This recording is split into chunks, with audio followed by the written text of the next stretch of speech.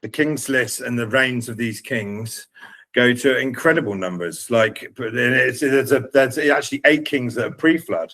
So the kings between the pre-flood were 241,200 years. Their reigns were together, and they calculated, the Sumerians calculated in these stars, which again I find very interesting, because it was they were fascinated with the multiples of 60, which kind of we are today still. Like we have 60 minutes, 60 seconds make up a minute, 60 minutes make up an hour. 60 times 60 is 3,600, and every single king except for the last king on the list pre-flood, this is, reigned for exact shards of some kind.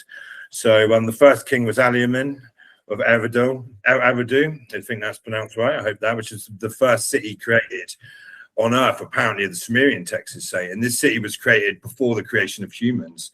And this has actually been found in Iraq. This is something incredible to know, that some people might not know. They actually found this city. It was excavated in the 1800s and they left it. It went back in the 1940s something. They went there for a couple of years, dug in, and they've shut this off. But actually, you can actually find in this place in Iraq, it's still left open today. It is looted, tablets, there's tablets coming out of the ground, mate. It's crazy to see these photos. And they haven't excavated, there's a temple to Enki here. So this city existed. And yet, and then in the oldest writing form of the first civilization that we certainly know mainstream, says this is one of the first cities that hasn't been excavated. Why? And not only that on there, I'll tell you another weird phenomenon here is this is on top of a mountain, right? Probably an energy center, which a lot of these temples were built on.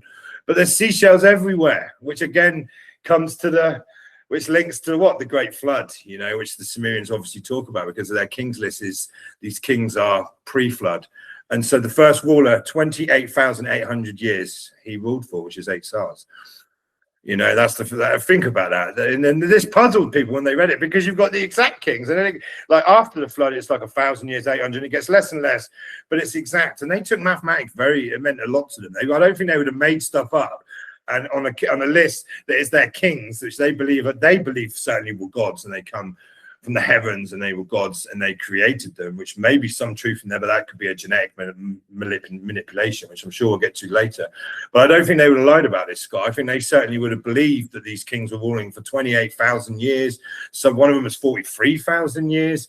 And these kings were very different to the kings we hear about today. You know, these were kings of wisdom and knowledge, and they wanted to teach, and some were interested in the stars, like, you know, the cycles of the stars, cosmology, and all this is where it came from. And so much come from the Sumerian civilization. You know, we're talking they had star charts, and they knew the planets, and some of these planets you couldn't do without technology. You couldn't, with a normal telescope, you just couldn't see them, but they knew they were there.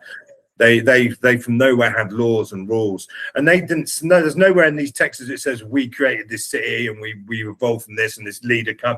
No, it simply says that these beings come and showed and kick-started civilization. And it doesn't seem like a gradual thing. It's like Neanderthals, and we were kind of still tribal in this point. And then there's a leap in like not only evolution but consciousness and awareness suddenly, like, oh wow. And then suddenly these incredible cities, mathematics, geometry, all of this stuff into it. You know, there's something to this. So yeah, I've rambled on a bit there, but that's the name of the game, I suppose.